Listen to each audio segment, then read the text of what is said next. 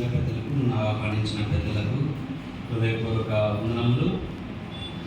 మరొకసారి ఇలా ఈ సన్నిధికి చేరి రావడం ఎంతో సంతోషకరం. దాదాపు 2014వ సంవత్సరంలో నేను ఈ స్థలానికి రావడం జరిగింది. అంటే మధ్యలో వచ్చాను కానీ ఎప్పుడు మందిరం దగ్గరికి రాలేదు. 2014లో ఇక్కడికి ఈ స్థలం నాకు రావడం జరిగింది.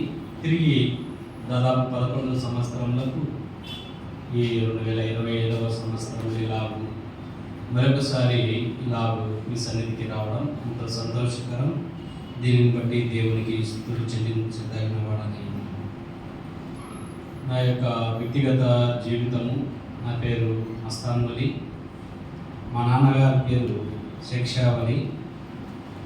మా నాన్న దేవుని నమ్మకములకు మద్యమునకు వ్యసనపరుడు, అలాగే గొడవలు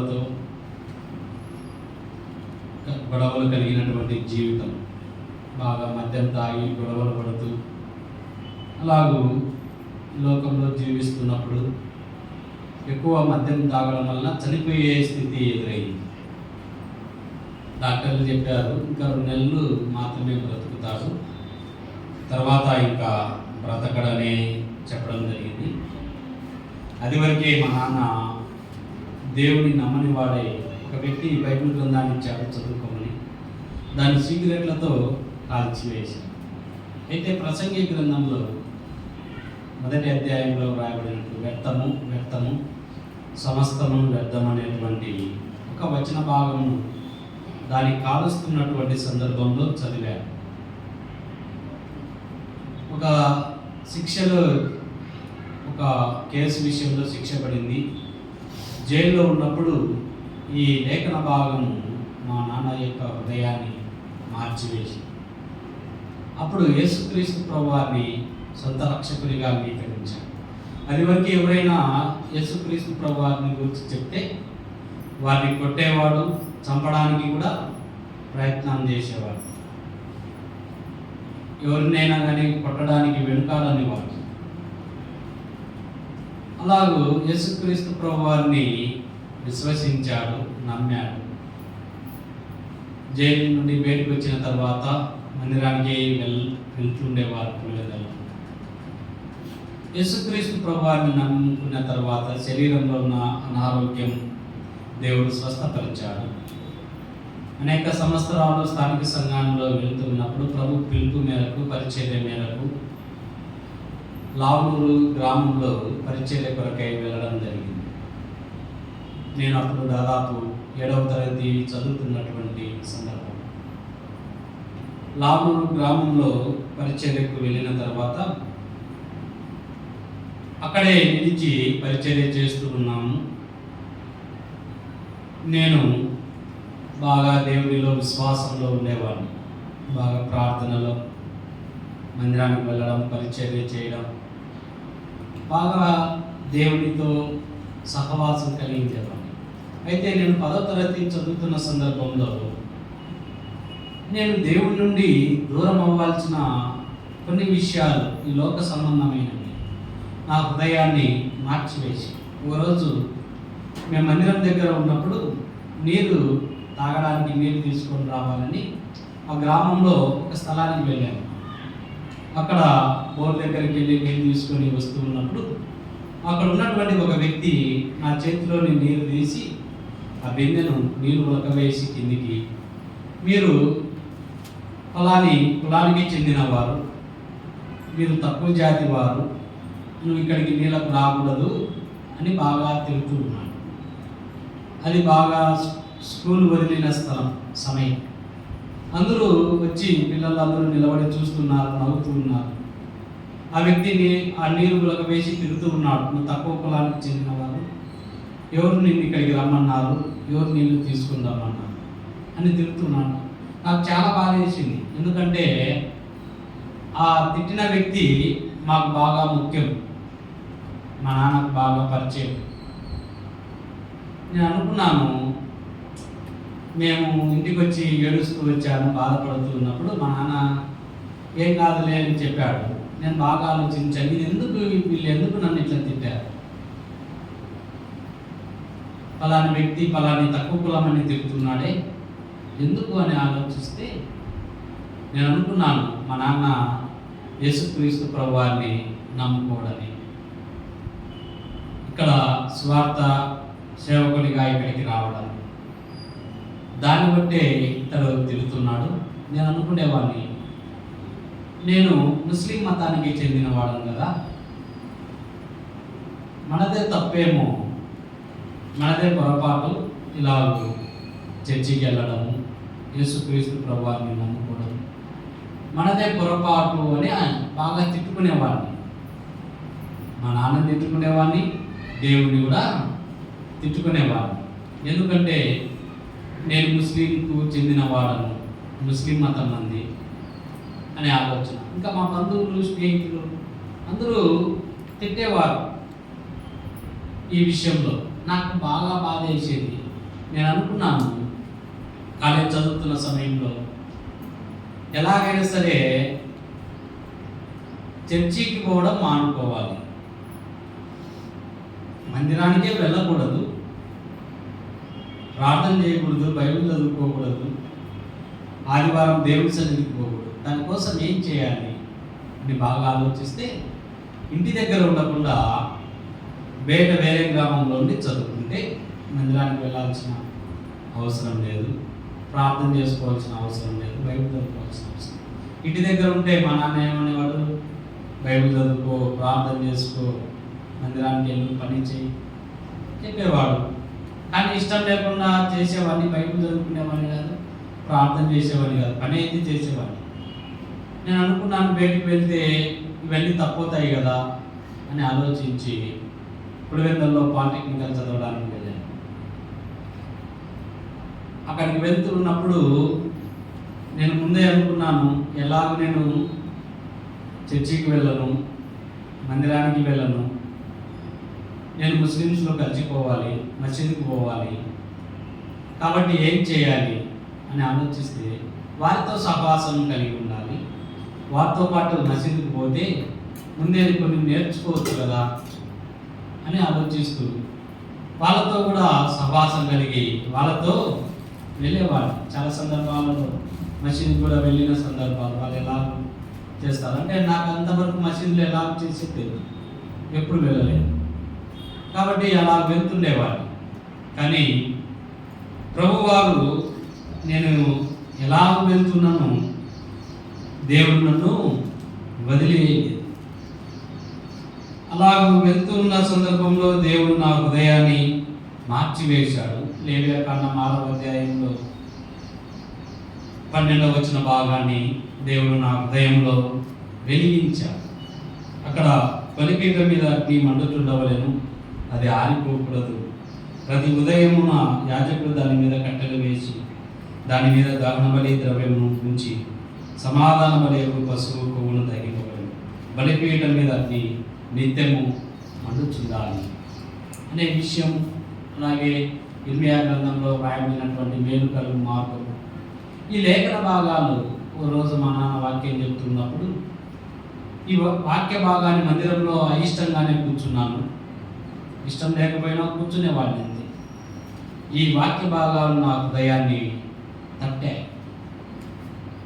దేవుడు నాతో మాట్లాడాడు ఆ రోజు, నువ్వు కూడా మీ నాన్న స్థితి, నేను మీ నాన్నను వెలిగించాను, ఎప్పుడో చనిపోవాల్సిన వాడు, అప్పుడే చనిపోయింది నీ పరిస్థితి ఏమో, నువ్వు ఎలాగూ జీవించేవాడు, నువ్వు చదువుకోగలవా?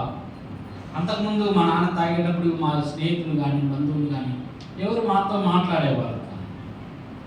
దేవుడు నాతో చెప్పాడు, మీ నాన్నను నేను వెలిగించాను కాబట్టి నీవు ఒక స్థితిలో ఉన్నావు అని దేవుడు నా హృదయాన్ని మార్చివేశాడు. నేను అప్పుడు ప్రభువారి సన్నిధిలో నా పాప క్షమాపణ, ప్రభు సన్నిధిలో నా పాపాలను ఒప్పుకున్నాను, నా పొరపాటును ఒప్పుకున్నాను.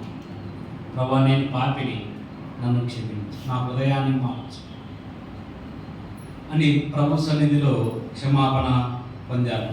తర్వాత నేను పులివెందులలో చదువుకున్న సమయంలో నా డిప్లొమా కంప్లీట్ అయ్యే సమయంలో బాప్తిసం తీసుకున్నాను.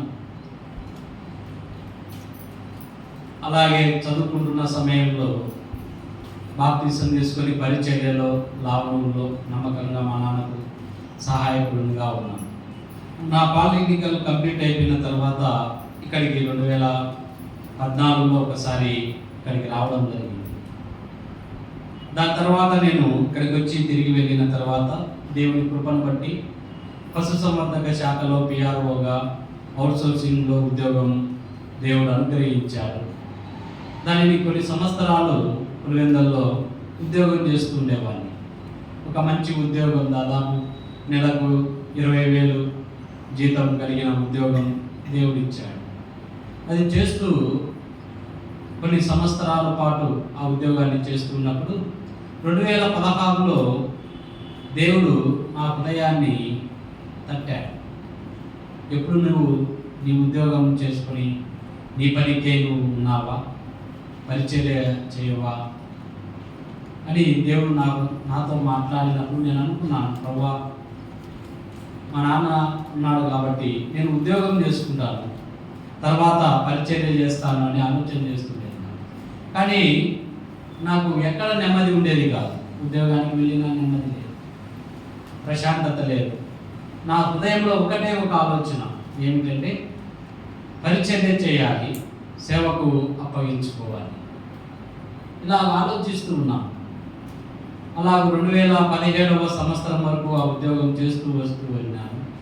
తర్వాత మా నాన్నకు చెప్పాను, ఇలా నేను ఉద్యోగం చేద్దామనుకుంటున్నాను, దాన్ని రాజీనామా చేసి సేవకు రావాలనుకుంటున్నాను అంటే మా నాన్న నుండి మీ ఇష్టం, దేవుని పిలుపు ఉంటే నువ్వు సేవకు రా అని చెప్పడం జరిగింది.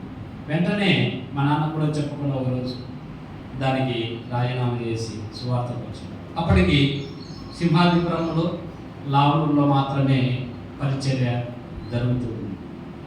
ఆ 2 స్థలాలలో పరిచర్య జరుగుతున్నప్పుడు నేను అనుకున్నాను, ఏదో కొత్త స్థలంలో పరిచర్య చేయాలి, ఈ 2 స్థలాలు కాక మరొక స్థలంలో పరిచర్య చేయాలి అని ఆలోచిస్తున్నప్పుడు కొన్ని గ్రామాలను ఆలోచించాము పరిచర్య చేయాలి అని. కానీ దేవుడు కొండాపురంలో పరిచర్య చేయడానికి అవకాశం కల్పించాడు. మా నాన్నగారు మేము అందరం కలిసి మళ్ళీ కొండాపురంలో పరిచర్య చేస్తూ ఉన్నాం. 2021లో నాకు వివాహం జరిగింది. వివాహం జరిగిన తర్వాత చాలా విషయాలలో కొన్ని సమస్యలు ఎదుర్కొన్నాం.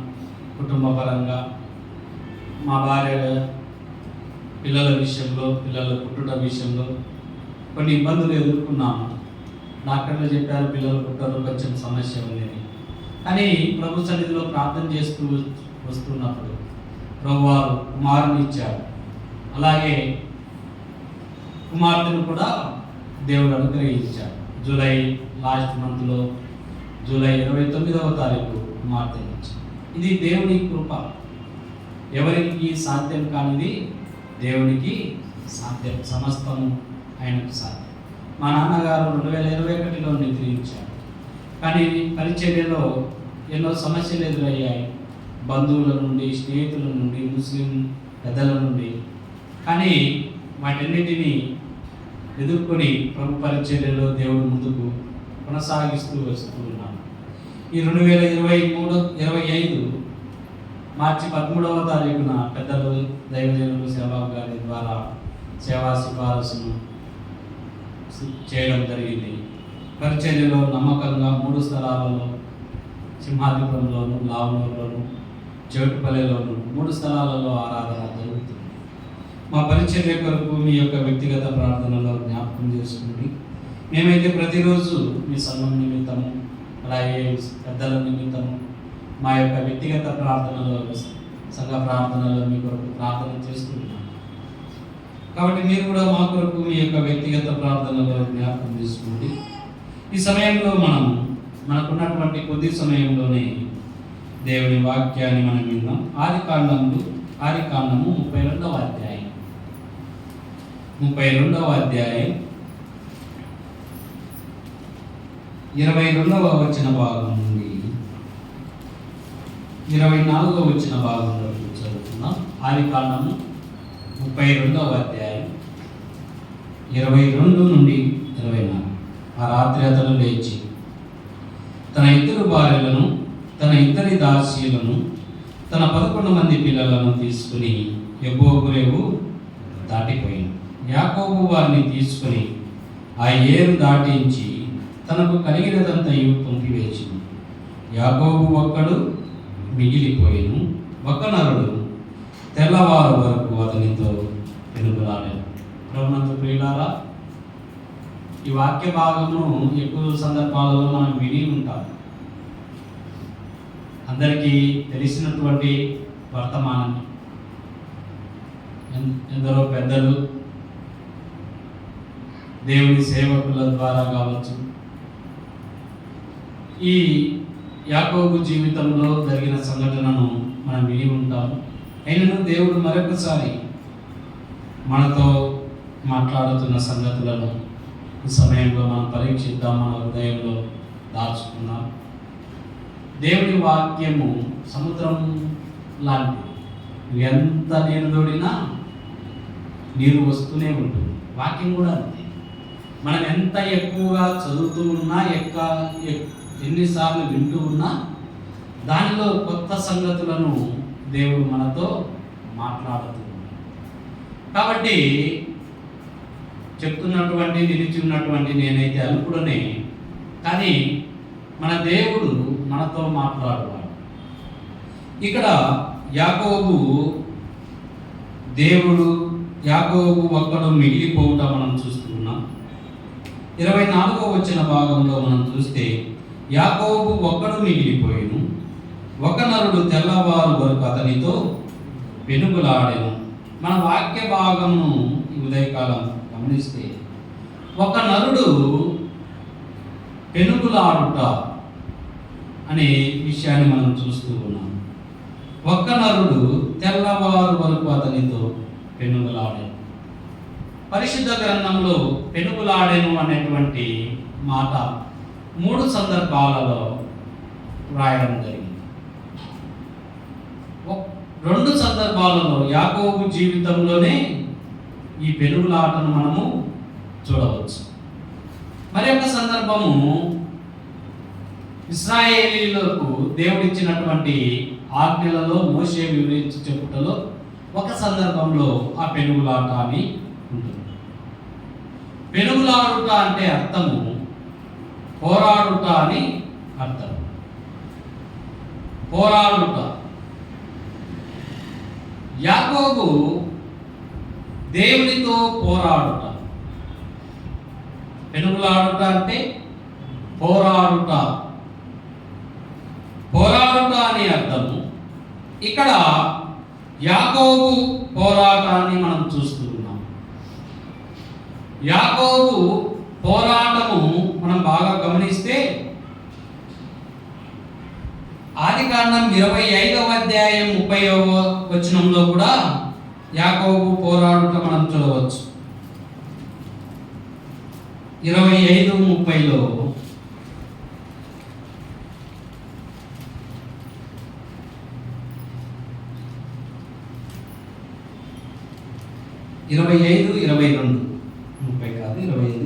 చూడండి. ఆమె గర్భములో శిశువులు ఒకనితో ఒకడు పెనుగులాడిది గనుక ఆమె ఇలాగైతే నేను బ్రతుకుట ఎందుకని అనుకొని ఈ విషయమై యెహోవాను అడగ వెళ్ళెను. చూడండి, యాకోబు పెనుగులాడుట ఎక్కడ నుండి? తల్లి గర్భములోనే పెనుగులాడుతూ ఉన్నాడు, అంటే పోరాడుతూ ఉన్నాడు. తన అన్న అయినటువంటి ఏశావుతో పోరాడుతూ ఉన్నాడు. యాకోబు తల్లి గర్భంలోనే పెనుగులాడుతూ ఉన్నాడు. మనం బాగా గమనిస్తే ఇప్పుడు ఇదే అధ్యాయం 26వ వచన భాగాన్ని చూడండి. తర్వాత అతని సహోదరుడు బయటికి వచ్చినప్పుడు అతని చెయ్యి ఏశావు మడిమెను పట్టుకొని ఉండెను. ఎలా పోరాడుతున్నాడు యాకోబు? ఏశావు మడిమెను పట్టుకున్నాడు. ఏశావు మొదటగా జన్మించినటువంటి వాడు. తల్లి గర్భములో నుండి జన్మిస్తూ ఉన్నప్పుడు యాకోబు ఏశావు మడిమెను పట్టుకున్నాడు. మడిమె అంటే కాలును పట్టుకున్నాడు. కాలు దేని కొరకు పట్టుకుంటారు? ఒక వ్యక్తి ముందుకు వెళ్ళకుండా ఉండడానికి. ముందుకు వెళ్ళకుండా ఆపాలి అంటే కబడ్డీ ఆట మనం గమనిస్తే కబడ్డీలో ఎక్కువగా ఆటలో దేని పట్టుకుంటారు? ఎదుటి వారిని కాళ్ళు యొక్క మడిమెను పట్టుకుంటారు. ఎందుకు? ఆ కాళ్ళ యొక్క మడిమెను పట్టుకుంటే ఆ ఎదుటి వ్యక్తి ముందరికి వెళ్ళలేదు. ఇప్పుడు ఏశావు ఎవరి కాళ్ళు మడిమెను పట్టుకున్నాడు? తన సహోదరుడు అయినటువంటి తన అన్న అయినటువంటి ఏశావు మడిమెను పట్టుకున్నాడు. పోరాడుతూ ఉన్నాడు. అక్కడ దేని కొరకు? ఏశావు ముందు జన్మిస్తాడానికి వెళ్తూ ఉన్నాడు. యాకోబు ఏశావు యొక్క మడిమెను పట్టుకున్నాడు పోరాడు. కానీ ఏశావు ముందు జన్మించాడు. కానీ యాకోబు విడిచిపెట్టలేదు జ్యేష్ఠత్వంతో. మనం చూడవచ్చు యాకోబు ఏం చేశాడు? జ్యేష్ఠత్వాన్ని సంపాదించాడు. తన అన్న ముందు జన్మించిన జ్యేష్ఠత్వము సంపాదించాడు. దేవుని తన తండ్రి అయినటువంటి ఇస్సాకు ద్వారా ఆశీర్వాదాన్ని సంపాదించాడు. చూడండి, యాకోబు పోరాడే విషయంలో ఒక మాదిరిగా ఉన్నాడు. తనకు పొందాలనుకున్నది, తనకు కావాలనుకున్నది పోరాడుతూ ఉన్నాడు. దానిని సాధించడం కూడా మనం చూడవచ్చు. తన అన్న ముందు పుట్టినను ఏం చేశాడు? పోరాడి దాన్ని సాధించాడు. తన తండ్రి అయినటువంటి ఇస్సాకుతో ఆశీర్వాదాన్ని పొందాడు. సరే, మన లేఖన భాగం అది కాదు, కానీ మనం చదువుకున్న భాగమే 32వ ఆదికాండం గ్రంథం 32వ అధ్యాయం 24వ వచన భాగం. యాకోబు ఒక్కడు మిగిలిపోయెను, ఒక నరుడు తెల్లవారు వరకు అతనితో పెనుగులాడెను. ఇక్కడ పెనుగులాడుట అంటే పోరాడుట అని అర్థం. యాకోబు పోరాటం చూస్తూ ఉన్నాం. ఎంతసేపు? తెల్లవారు వరకు పెనుగులాడుతూ ఉన్నాడు. యాకోబు ఒక్కడే ఉన్నాడు, పెనుగులాడుతూ ఉన్నాడు. బాగా గమనించండి, పెనుగులాడడం అంటే పోరాటం. అది ఒక పోరాడము అంటే ఒక యుద్ధం లాంటిది, లేదా ఒక ఫైటింగ్ లాంటిది. పోరాటం ఎక్కువ కుస్తీలలో మనం చూడవచ్చు. దాంట్లో ఏం చేస్తారు? పోరాడుతూ ఉంటారు. ఇద్దరు వ్యక్తులు పోరాడితే ఎవరు గెలుస్తారు? బలమైనటువంటి వ్యక్తి గెలుస్తారు, అంతే కదా. బలహీనులు ఎప్పటికీ గెలవరు. ఇక్కడ మనం చదువుకున్న లేఖన భాగంలో బలవంతులు ఎవరు? ఆలోచించండి. బలవంతుడు ఎవరు? అక్కడ యాకోబు బలవంతుడా? కాదు, యాకోబు బలవంతుడు కాదు. కానీ చూడండి, ఎంతసేపు పోరాడాడు? తెల్లవారు వరకు పోరాడాను. అక్కడ ఉన్నటువంటి ఆ దూత యాకోబును ఒక తల్లుదంతే అడవేయబడాలా? కానీ యాకోబు ఏం చేస్తున్నాడు? పోరాడాలని మారుతున్నాడు. ఇక్కడ బాగా గమనిస్తే ఎవరు బలవంతుడు? యాకోబు బలవంతుడా, లేకపోతే ఆ దూత బలవంతుడా? అంటే యాకోబు బలవంతుడు కాదు, ఆ యొక్క దూతే బలవంతుడు. కాబట్టి మనం గమనిద్దాం, యాకోబు పోరాటాన్ని మనం చూస్తున్నాం, యాకోబు పెనుగులాట చూస్తున్నాం. బలవంతులు ఇద్దరిలో ఎవరు? యాకోబు ఒక నరుడు, అంటే ఒక ప్రజలు, సాధారణ మానవుడు. కానీ పోరాడుతూ ఉన్నాడు. చూద్దాం మరి ఒక భాగం చూడండి. యోబు గ్రంథం 33వ అధ్యాయం 13వ వచన భాగం. యోబు గ్రంథం 33:13.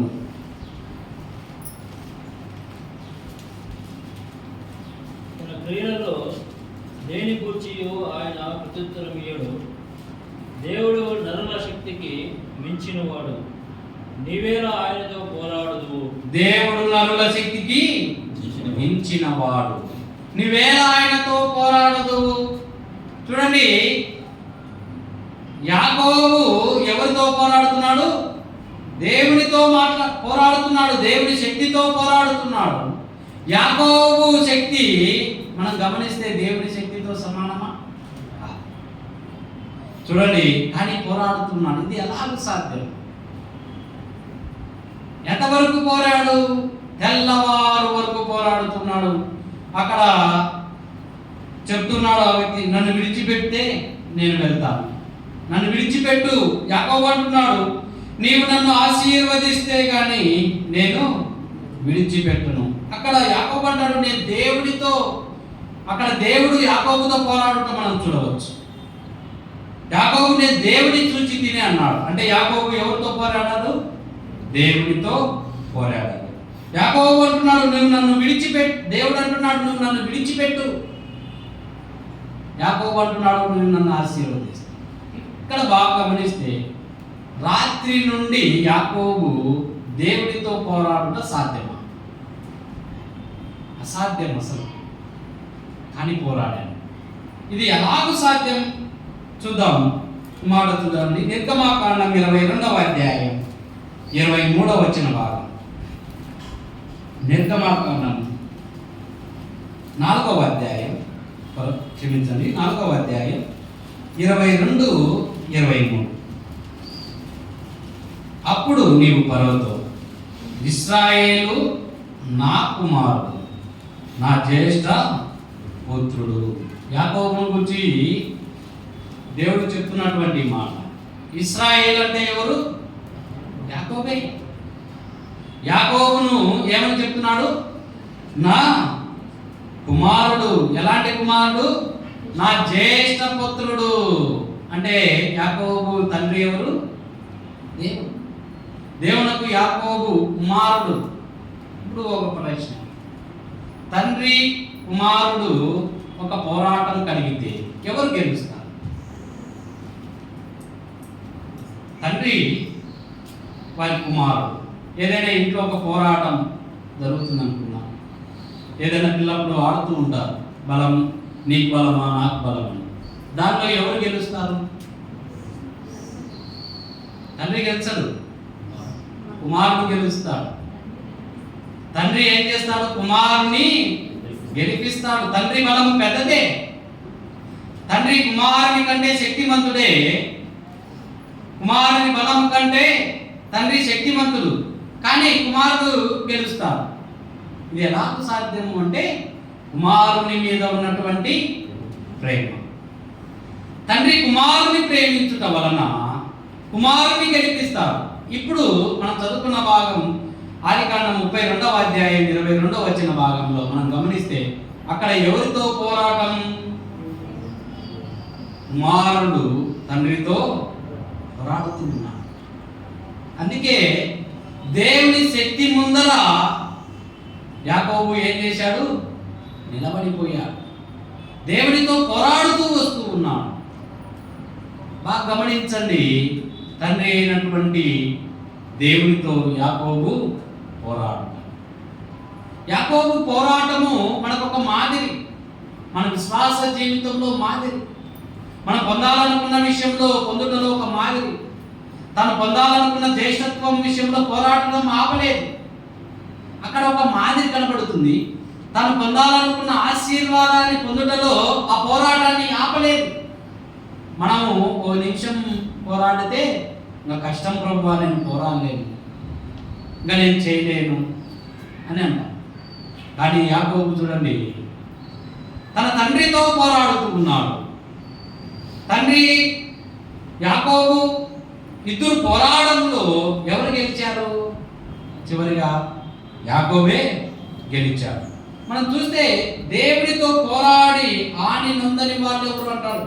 యోబు 9వ అధ్యాయం 4వ వచన భాగంలో. మన వాక్య భాగం అది కాదు, కానీ యాకోబు యొక్క పోరాటం. తన తండ్రి అయినటువంటి దేవుడితో పోరాడుతూ ఉన్నాడు. తండ్రి ఏం చేస్తున్నాడు? యాకోబును ఆశీర్వదించడం మనం చూడవచ్చు. చూడండి ఆ భాగాన్ని 32వ అధ్యాయం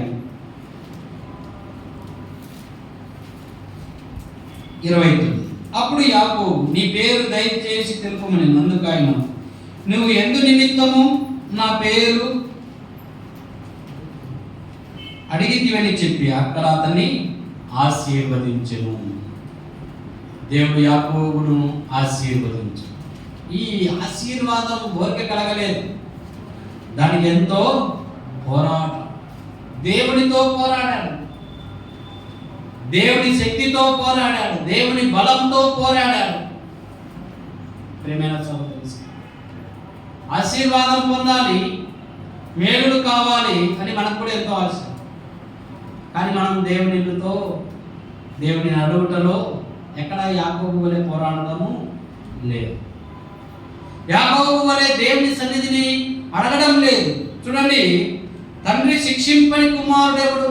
ఎబ్రీ పత్రిక 12:5 అంటాడు. ఇక్కడ యాకోబును దేవుడు శిక్షించాడా లేదా? శిక్షించాడు. యాకోబు యొక్క చూడండి ఆ భాగాన్ని చూస్తే 25, తాను అతని గెలవకుండా చూచి తొడగోటి మీద అతని కొట్టెను. అప్పుడు అతడు ఏమయ్యాడంట? ఆయనతో పెనుగులాడుట వలన యాకోబు తొడగుడు వసిలేను. కొన్నిసార్లు తండ్రి ఏం చేస్తాడు? కుమారుని శిక్షిస్తాడు. ఎందుకు? వారు మంచిగా ఉండడానికి, వారి మంచి అనుభవంలో జీవించడానికి. ఇక్కడ కూడా దేవుడు యాకోబును శిక్షిస్తూ ఉన్నాడు, కొడుతూ ఉన్నాడు. తండ్రి అయినటువంటి దేవుడు కొన్నిసార్లు మనకు కూడా కొన్ని శ్రమలు ఎదురవుతాయి. శ్రమలు ఎదురైతానే దేవుని సన్నిధిలో నుండి దూరం అవ్వాలని కాదు. యాకోబును దేవుడు కొడితే ఏం చేశాడు? విడిచిపెట్టాడా? ఆ బాధను అనుభవిస్తూ, ఆ నొప్పిని భరిస్తూ ఏం చేశాడు? దేవునితో పోరాడము ఆపడం లేదు. తను పొందాలనుకున్నది దేవుని ద్వారా ఆశీర్వాదం పొందడానికి కొరకు ఎంత శ్రమ అయినను ఏం చేస్తున్నాడు? అనుభవిస్తూ ఉన్నాడు. చూడండి, యాకోబు నా జ్యేష్ఠ పుత్రుడు, నా కుమారుడు అన్నాడు. కాబట్టి యాకోబు దేవునితో పోరాడాడు అనుకుందాం. మరి మనం కూడా దేవుని కుమారులమే. చూద్దాం ఆ భాగం ఎఫెసీయులకు రాసినటువంటి పత్రిక 4వ అధ్యాయం 6వ వచన భాగం. ఎఫెసీయులకు రాసినటువంటి పత్రిక 4వ అధ్యాయం 6వ వచనం. అందరికీ తండ్రి అయిన దేవుడు ఒక్కడే, అందరికీ తండ్రి అయిన దేవుడు ఒక్కడే, ఆయన అందరికీ పైగా ఉన్నవాడై, ఆయన అందరికీ పైగా ఉన్నవాడై అందరిలోనూ వ్యాపించి అందరిలో ఉన్నాడు. అందరికీ తండ్రి ఎవరు? దేవుడు ఒక్కడే. యేసుక్రీస్తు ప్రభువారే నీకు నాకు తండ్రి. ఆయన అందరికీ తండ్రి అయి ఉన్నాడు, ఆయన అందరికీ పైగా ఉన్నవాడు. ఇంకా ఏమంటున్నాడు? అందరిలోనూ వ్యాపించి అందరిలోనూ ఉన్నాడు. లోకంలో తండ్రి వేరేమో కావచ్చు, కానీ అందరికీ తండ్రి దేవుడు ఒక్కడే. ఇప్పుడు మనం ఎవరము అంటే మనము దేవుని కుమారులము, దేవుని కుమార్తెలము. యాకోబు ఎంత ధైర్యంగా దేవునితో పోరాడాడు. అక్కడ విడిచిపెట్టమంటే విడిచిపెట్టలేదు. యాకోబు దేవునితో పోరాడుతున్నాడు. దేవుడు ఎక్కడా యాకోబును శిక్షించలేదు. తిరుగా ఇంట్లో తల్లిదండ్రులతో పిల్లలు ఏదైనా ఆడుతూ ఉన్నప్పుడు లేదా పోరాడుతున్నప్పుడు తండ్రి తిరుగా పిల్లలను శిక్షిస్తాడా? శిక్షించడు. కొన్నిసార్లు వారిని చిన్న చిన్నగా కొడుతూ ఉంటాడేమో కానీ వారిని ఎక్కువగా శిక్షించడు. ఎందుకంటే కుమారుడు. ఇప్పుడు మన అందరికీ తండ్రి ఎవరు? దేవుడు. యేసుక్రీస్తు ప్రభువారే నీకు నాకు ఆయనే తండ్రి. మనం ఆయన కుమారులమై ఉన్నాము. మరి ఆశీర్వాదాన్ని దేవుని సన్నిధిలో అడుగుతున్నాము. అడిగి దేవునితో పొందుతున్నావా? నీ హృదయంలో నువ్వు ఆలోచించు. ఎప్పుడైనా దేవునితో పోరాడావా? ప్రభువా నాకు ఇది కావాలి, నాకు ఈ అవసరం ఉంది, ఈ అనారోగ్యం ఉంది, ఈ అక్కర ఉంది. దేవునితో పోరాడి పొందగలిగామా? నేనైతే పొందగలిగాను.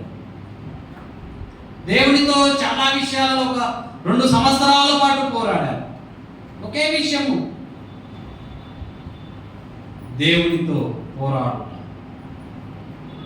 తండ్రి అయినటువంటి దేవునిని నువ్వు అడిగితే, పిల్లలు అడుగుతారు కొన్నిసార్లు తండ్రిని.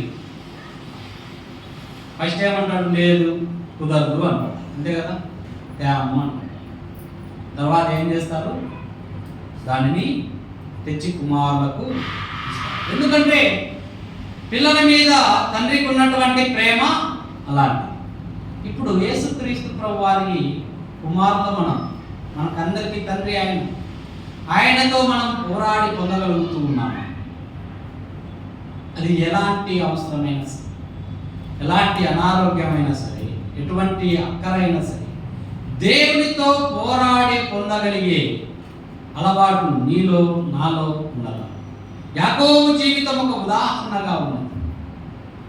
యాకోబు దేవునితో పోరాడాడు. మరి మనం ఎలా ఉన్నాం? మనకు అందరికీ తండ్రి ఒక్కడే, ఆయన యేసుక్రీస్తు ప్రభువు. చూడండి మరొక భాగం, మన సహవాసం ఎవరితో ఉండాలి?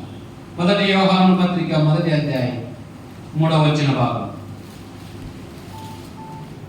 1 యోహాను పత్రిక 1వ అధ్యాయం. మాతో కూడా మీకును సహవాసం కలుగునట్లు మేము చూచిన దానిని వినిన దానిని మీకును తెలియజేయుచున్నాము. మన సహవాసమే తండ్రితో కూడాను ఆయన కుమారుడైన యేసుక్రీస్తుతో కూడాను ఉన్నది. మన సహవాసం ఎవరు? తండ్రితో మన సహవాసం ఉండాలి. అక్కడ యాకోబుకు ఒక కష్టం ఎదురైంది. ఆ కష్టాన్ని ఎవరితో సహవాసం చేసి పొందాడు? దేవునితో సహవాసం చేసి పొందాడు. అది మనం గుర్తించాలి. తన అన్న అయినటువంటి ఏశావు వస్తున్నాడు. ఏశావు ద్వారా ఎక్కడ తనకు హాని జరుగుతుందో అనుకున్నాడు. ఎక్కడ ఏశావు వచ్చి యాకోబును చంపుతాడో అని భయపడి ఏం చేశాడు? సహవాసం అక్కడ రాత్రి ఎవరితో చేశాడు? దేవునితో సహవాసం చేశాడు. యాకోబుతో ఏశావుతో సహవాసం చేయలేదు. తన అవసరతను బట్టి ఏశావుకు తన సమస్యను చెప్పుకోలేదు. ఏశావు దగ్గరికి వెళ్ళి ఏశావుతో పోరాటం చేయలేదు. అక్కడ దేవునితో పోరాడడం, దేవునితో సహవాసం. ప్రియమైన సహోదరి సహోదరు, మన సహవాసం మన తండ్రి అయినటువంటి యేసుక్రీస్తుతో ఉన్నదా? చాలా మంది దేవునితో సహవాసం లేని వారుగా ఉంటారు. ఎంత సహవాసం ఉండదంటే, కొందరు ఆదివారం వస్తే మళ్ళీ ఆదివారం వరకు సహవాసం ఉండదు. మరి కొందరు క్రిస్మస్కి వస్తే మళ్ళీ క్రిస్మస్ వరకు. ఎవరితో సహవాసం? చూడండి, మన యొక్క వ్యక్తిగత జీవితాన్ని మనం పరీక్షించుకోవాలి. మన విశ్వాసాన్ని మనం పరీక్షించుకోవాలి. దేవునితో సహవాసం చేయండి, దాని ద్వారా ఆశీర్వాదం ఉంటుంది. లోకంతో సహవాసం ద్వారా ఏ క్షేమము ఏ మేలు లేదు. అక్కడ లోకంతో యాకోబు సహవాసం చేయొచ్చు, తన రక్త సంబంధికుడే. అక్కడ పోయి బ్రతిమాలుకోవచ్చు, ఏశావు కాళ్ళ మీద పడవచ్చు. కానీ యాకోబు చూడండి, దేవునితో సహవాసం, దేవునితో పోరాటం. నీవు నన్ను ఆశీర్వదించు. మన అవసరతలు ఏదైనా ఉందంటే లోకంతో సహవాసం చేస్తాం. ముందు లోకంలో ఏమైనా వేరే ప్రత్యామ్నాయ మార్గాలు ఏమైనా దొరుకుతాయేమో అని మనం చూస్తాం. దేవునితో సహవాసం మనం చూసాం. ఎఫెసీ 4:6 ఉన్నట్టు అందరికీ తండ్రి దేవుడే. మనందరికీ తండ్రి అయినా మరి మనం లోకంతో ఎందుకు మన సహవాసం? దేవునితో సహవాసం మనకెంతో మేలు, క్షేమం. చూడండి, మన సహవాసం తండ్రితో ఉంటే యాకోబును ఆశీర్వదించిన దేవుడు మనల్ని ఆశీర్వదించాలి. మనం ఆయన కుమారులమే, మనం ఆయన కుమార్తెలమే, ఆయన పిల్లలమే. మనం దేవుడిని అడిగితే ఆయన మనకు అనుగ్రహించడా. కానీ మనము దేవునితో పోరాడే విషయంలో చాలా నిర్లక్ష్యంగా మన పోరాటం ఎక్కువగా దేని మీద ఉన్నదో చూద్దాం. 2 కొరింథీయులకు రాసినటువంటి పత్రిక 7వ అధ్యాయం 5వ వచనం.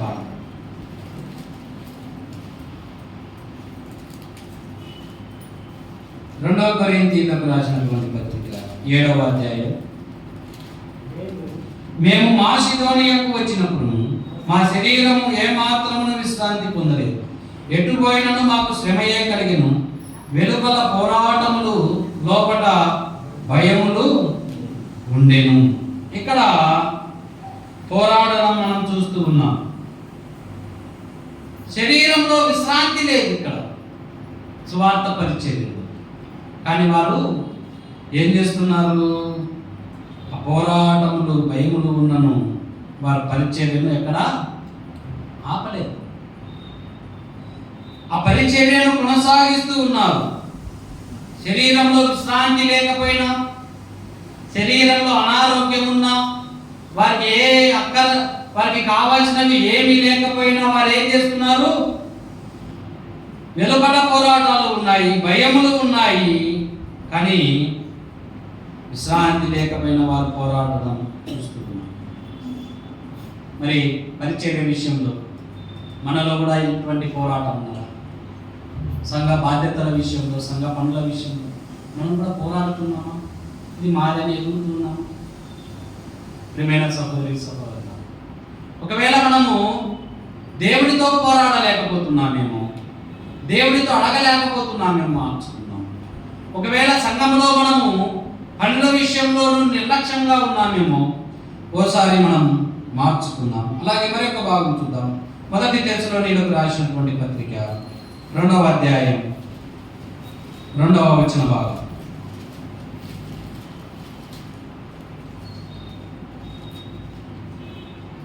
మీరు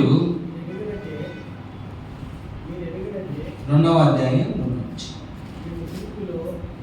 2వ పత్రిక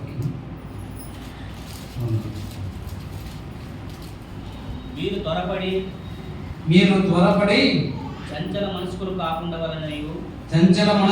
కాకుండా వలెను నీవు బెదరకుండవలెను. మన ప్రభువైన యేసుక్రీస్తు రాకడను బట్టి మనం ఆయన ఎంత కూడుకొనుటను బట్టి మిమ్మల్ని వేడుకొనుచున్నాము. ఇక్కడ చూడండి, మనం ఏం చేస్తామంటే చంచల మనస్సు, దేవునితో సహవాసం ఉండదు, దేవుని సన్నిధికి రాము. ఎలా ఉన్నామంట? చంచల మనస్సులు కాకుండా వలెనని. 1 పత్రిక 2వ అధ్యాయం 2వ వచనంలో కూడా అంటాడు ఏమని?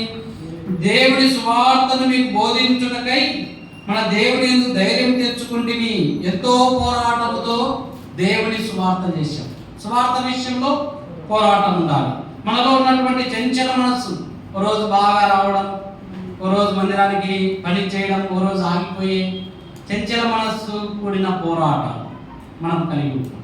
వాటిని మనము మార్చుకోవాలి. సువార్తను బోధించుటకై పోరాటం కలిగి ఉండాలి. సువార్త పరిచర్యలో పోరాటం కలిగి ఉండాలి. మరి ఒక భాగం 1 తిమోతిలకు రాసినటువంటి పత్రిక 1వ అధ్యాయం 18వ వచన భాగం. నా కుమారుడవైన తిమోతి, నీ విశ్వాసమును మంచి మనసాక్ష్యము కలిగిన వాడవై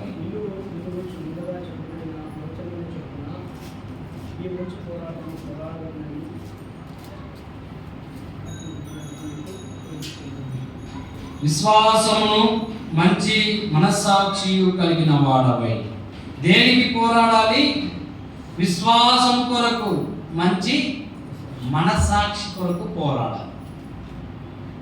దేవుని సన్నిధిలో విశ్వాసం, మనం ఎంత విశ్వాసం, మంచి మనస్సాక్షి, పని, దేవుని సన్నిధి, మందిరం, ఇవన్నీ లేకపోతే దేవుని సన్నిధిలో మనము పోరాడలేము.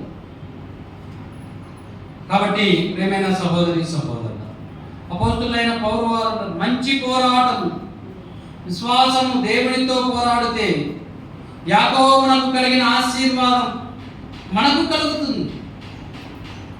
ఎలాంటి శరీరంలో విశ్రాంతి లేకపోయినా పోరాడాలి. వారు స్వార్థ విషయంలో పోరాటము ఆపలేదు. కష్టాలు వచ్చినాయి, భయములు వచ్చినాయి, బెదిరించేవారు ఉంటారు, కొట్టేవారు ఉంటారు, కానీ వారి పోరాటము ఆపలేదు. రెండవదిగా స్వార్థను బోధించుటలో పోరాటమును ఆపలేదు. విశ్వాసము మనసాక్షికి కొరకు ఏం చేయాలి? పోరాటము చేయాలి. చివరిగా ఒక మాట చూద్దాం. యాకోబు పత్రిక 1వ అధ్యాయం 17-18.